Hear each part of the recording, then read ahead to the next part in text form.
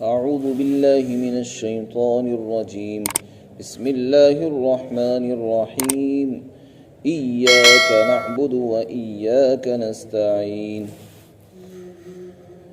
اے پروردگار، ہم آپ ہی کی عبادت کرتے ہیں، آپ کے سوا کسی کی عبادت نہیں کرتے، اور ہم آپ ہی سے مدد چاہتے ہیں، آپ کے سوا کسی اور سے مدد نہیں چاہتے۔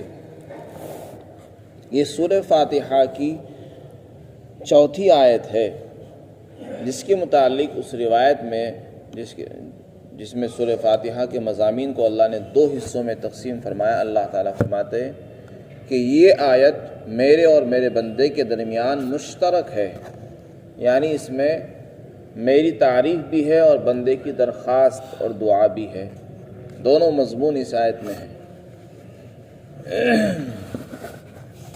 جب انسان یہ کہتا ہے ایاک نعبد، ہم آپ ہی کی عبادت کرتے ہیں، تو در حقیقت وہ اللہ کی تعریف کر رہا ہے۔ اور جب وہ کہتا ہے ایاک نستعین، تو وہ اس میں اللہ سے مانگ رہا ہے، دعا کر رہا ہے۔ اس صورت میں اللہ نے دو باتوں کی ہمیں تعلیم دی ہے، اور امت کو یہ ہدایت دی ہے کہ اللہ کے سامنے یہ کہیں کہ ہم آپ ہی کی عبادت کرتے ہیں، اس کا اقرار کریں زبانی، اور عملی بھی اعتراف کریں کہ اللہ ہم آپ ہی کی عبادت کرتے ہیں، آپ کے سوا کسی اور کی عبادت نہیں کر سکتے۔ اس میں گویا حصر کے ساتھ کہہ دیا کہ اللہ کی عبادت کرنی ہے، اس کے سوا کسی اور کی عبادت نہیں کرنی ہے۔ اللہ کی عبادت کرنا یہ توحید ہے، اور اللہ کی عبادت کے ساتھ کسی اور کی بھی عبادت کرنا یہ شرک ہے، اس کی نفی کی گئی اس میں۔ اب عبادت کسے کہتے ہیں؟ یہ عبادت کا لفظ بہت عام بولا جاتا ہے۔ کسے کہتے ہیں؟ عبادت کے معنی لکھی ہیں علماء نے۔ عبادت کے معنی ہے اللہ تعالیٰ کی انتہائی یا کسی کی بھی انتہائی عظمت اور محبت کی بنیاد پر اس کے سامنے اپنی عاجزی اور انکساری کو ظاہر کرنا اور ذلت کو ظاہر کرنا۔ کسی کی انتہائی محبت اور عظمت کی وجہ سے ہم کسی کو بڑا سمجھ رہے ہیں، اور اس کی محبت بھی دل میں، اس کے سامنے جھک جانا اور اپنی عاجزی اور ذلت کا اظہار کرنا، اس کا نام ہے عبادت۔ جب بندہ اللہ کے سامنے اپنی پیشانی رکھتا ہے زمین پر، تو گویا وہ اپنی ذلت کو اظہار کرتا ہے کہ اللہ میں کچھ نہیں ہوں، تو ہی سب کچھ ہے، کہ اللہ تو نے مجھے جو سب سے قیمتی بدن کا جو حصہ دیا تھا وہ پیشانی تھی، سر تھا، میں نے وہ بھی تیرے سامنے جھکا دیا۔ تو گویا کہ جو میری طرف سے عاجزی کی جو بات ہو سکتی تھی وہ سب میں نے کر دی۔ بس اسی کا نام ہے عبادت۔ تو یہ کام صرف اللہ کے لیے جائز ہے، کسی غیر اللہ کے لیے عاجزی ایسی اختیار کرنا جس میں اس میں محبت کا اور عظمت کا پہلو ہو، جائز نہیں ہے۔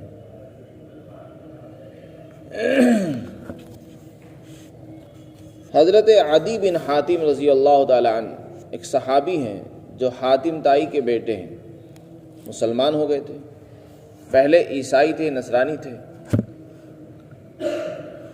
وہ کہنے لگے کہ یا رسول اللہ، اللہ تعالیٰ قرآن میں فرماتا ہے اتخذوا احبارهم ورهبانهم من دون اللہ، کہ انہوں نے اپنے علماء کو، اپنے پیشوا اور راہبوں کو خدا کے سوا، خدا اللہ کو چھوڑ کر اپنا معبود بنا لیا ہے۔ وہ کہنے لگے یا رسول اللہ، ہم نے تو اپنے عالموں کو اپنا معبود و خدا نہیں بنایا، نہ ہم ان کی پوجا کرتے، وہ تو جو ہمیں بات بتاتے ہیں ہم اس پر عمل کرتے تھے، تو پھر ہمارے اوپر یہ الزام کیوں لگایا گیا کہ انہوں نے اپنے علماء کو اور اپنے راہبوں کو، پادریوں کو انہوں نے اپنا خدا بنا لیا ہے؟ تو اللہ کے رسول صلی اللہ علیہ وسلم نے فرمایا کیا تم ایسا نہیں کرتے کہ وہ جس چیز کو حرام کہتے ہیں تو تم اس کو حرام سمجھتے ہو، حالانکہ وہ چیز اللہ نے حلال کی ہے، اور وہ جس چیز کو حلال کہتے ہیں تم اس کو حلال سمجھتے ہو، حالانکہ وہ چیز اللہ نے حرام کر رکھی ہے؟ انہوں نے کہا کہ جی ہاں، ایسا تو کرتے ہیں۔ یعنی ان کے حرام کو حرام، ان کے حلال کو حلال کہتے ہو تم، جیسا انہوں نے کہہ دیا تم بھی کہتے ہو ہاں ہمارے پادری نے، ہمارے پوپ نے آج فلاں چیز کو حرام کر دیا، لہذا ہم بھی اس کو حرام کریں گے۔ تو فرمایا بس یہی تو عبادت ہے۔ تو اس سے پتہ چلا عبادت صرف اسی کا نام نہیں جو ہم کرتے ہیں، نماز پڑھتے ہیں، روزہ رکھتے ہیں، یہ تو عبادت ہے ہی۔ اس کے علاوہ کسی کو خدائی درجہ دینا، خدائی کا درجہ دے دینا اور خدا کے جو اختیارات ہیں وہ دے دینا، وہ بھی عبادت ہی ہے، وہ بھی ناجائز اور حرام ہے۔ اس لیے کہ حرام اور حلال کرنے کا جو اختیار ہے وہ اللہ نے کسی کو نہیں دیا ہے، اللہ نے اپنے پاس رکھا ہے۔ اور یہ کہا کہ حرام کرنا، میں جس چیز کو حرام کروں گا یہ میرا حق ہے، میں جس کو حلال کروں وہ بھی میرا حق ہے۔ کسی بندے کو جائز نہیں ہے کہ وہ جس کو چاہے حرام کر دے، جس کو چاہے حلال کر دے۔ اور اگر اب کوئی ایسا کرتا ہے، جیسے کہ عیسائیوں کے پادری کر دیتے ہیں، بہت سے لوگوں کے اپنے مذہب کے جو دھرم گرو ہیں وہ بہت سی چیزوں کو ان کے لیے ناجائز کہتے ہیں۔ کوئی کہتا ہے انڈا نہیں کھانا ہے، تمہارے لیے انڈا کھانا حرام ہے، مچھلی کھانا حرام ہے۔ تو ایسے ان کے بڑے بڑے جو پیشوا ہیں وہ ان کو بتا دیتے ہیں۔ تو اللہ کے رسول نے اس میں تعلیم دی کہ یہ حرام اور حلال کرنے کا اختیار کس نے ان کو دیا ہے؟ یہ تو خدائی اختیار ہے، خدا کے پاس حاصل ہے، خدا نے قرآن میں اس کو بتا دیا ہے۔ کون کون سی چیزیں حرام ہیں وہ بھی قرآن کی تفصیلات سے معلوم ہے، اور جو چیزیں حلال ہیں وہ بھی قرآن اور حدیث میں معلوم ہے۔ تو کسی کا اپنی طرف سے کسی کو حرام کہنا اور پھر اس کے کہنے پر ہمیں چلنا، تو یہ ایسا ہی جیسے کہ ہم نے اس کو اپنا معبود بنا لیا ہے۔ اس لیے فرمایا کہ ایسا نہیں کرنا، عبادت سے بچنا ہے، کسی اور کی عبادت کرنے سے ہمیں بچنا ہے۔ تو ایاک نعبد کے اندر بندہ اقرار اور اعتراف کر رہا ہے کہ اللہ ہم آپ ہی کی عبادت کرتے ہیں، آپ کے سوا کسی اور کی عبادت نہیں کرتے۔ اس آیت میں اللہ کی تعریف بھی ہے، اللہ کی اس میں حمد بھی آ گئی ہے، عبادت کا بھی اختصاص آ گیا ہے۔ اور دوسرے جملے میں اللہ تعالیٰ فرماتے وَإِيَّاكَ نَسْتَعِينُ، اور ہم آپ ہی سے مدد مانگتے ہیں۔ مدد کے معنی آتے ہیں کسی سے مدد چاہنا۔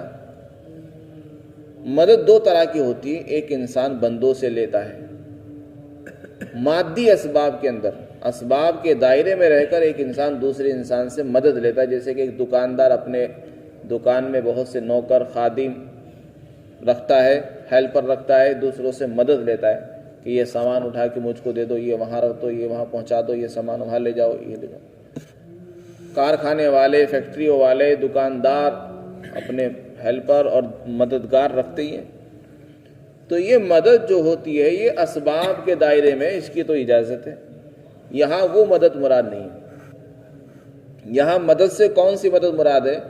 اس مدد سے مراد ایسی مدد ہے جو شرک کے درجے کو پہنچی ہوئی ہے۔ مثلا خدا تعالیٰ کے جو اختیارات ہیں وہ کسی اور کو دے دینا، اور یہ کہنا جیسے اللہ سے کام ہوتا ہے، فلاں نبی اور ولی سے بھی کام بن جاتا ہے، اور اس سے جا کے مدد لینا کہ اے نبی جی ہمارا کام کر دیجیے، اے بزرگ، اے اللہ کے ولی، اے فلاں پیر صاحب، اے خواجہ صاحب، ہمارا فلاں مسئلہ حل نہیں ہو رہا ہے، آپ حل کر دیجیے۔ یعنی جو کام اسباب کے دائرے سے بھی ہٹے ہوئے ہوں، خدائی اختیارات میں ہو، کسی اور کو ان کا اختیار حاصل نہ ہو، وہ اختیار کسی اور کو دے کر اس سے مدد مانگنا، یہ کھلا کفر ہے۔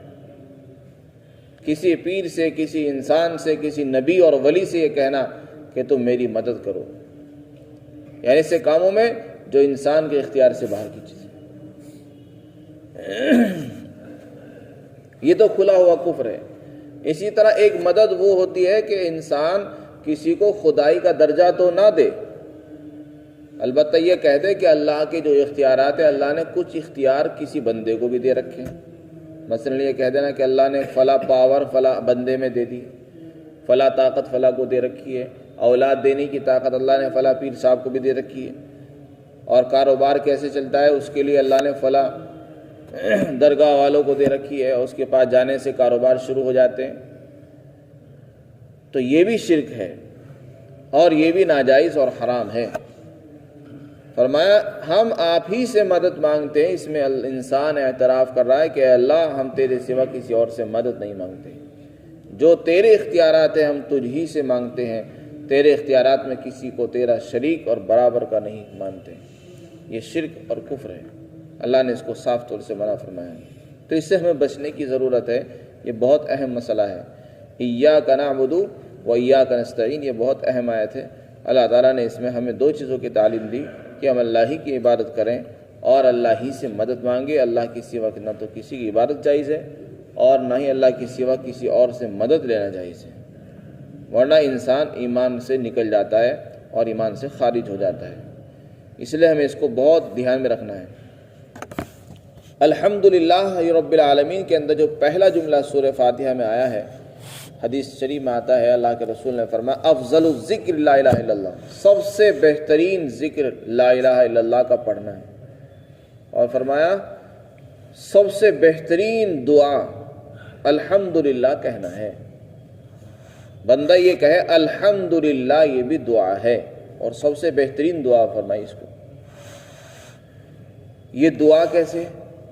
اس میں اللہ کی تعریف بھی ہے اور دعا بھی ہے۔ یہ اس طرح ہے کہ انسان شکر بھی ہے اس میں۔ جب انسان یہ کہتا ہے الحمدللہ، وہ در حقیقت اللہ کی تعریف کر رہا ہے، اور تعریف جو ہوتی ہے وہ کسی نعمت کے بدلے میں ہوتی ہے، احسان کے بدلے میں ہوتی ہے۔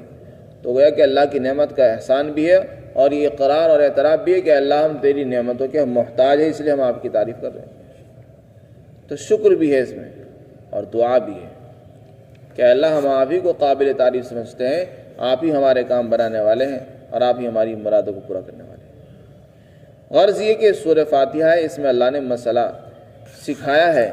اسی آیت میں اللہ نے مانگنے کا طریقہ بھی سکھایا کہ انسان کو چاہیے کہ اللہ سے مانگے۔ وہ کیسے مانگنا کل بتا دیا گیا کہ سب سے پہلے اللہ کی تعریف کرنی ہے، اور دوسرے نمبر پر رسول پاک صلی اللہ علیہ وسلم پر درود بھیجنا ہے۔ اس کے بعد پھر اللہ کے نام لے کر اللہ کے اسماء حسنہ سے اللہ سے اپنی دعائیں اور حاجتیں مانگنی ہیں۔ اس طریقے سے انشاءاللہ ہم دعا کریں گے، ہماری مسائل حل ہوں گے۔ اللہ ہم سب کو عمل کی توفیق دے۔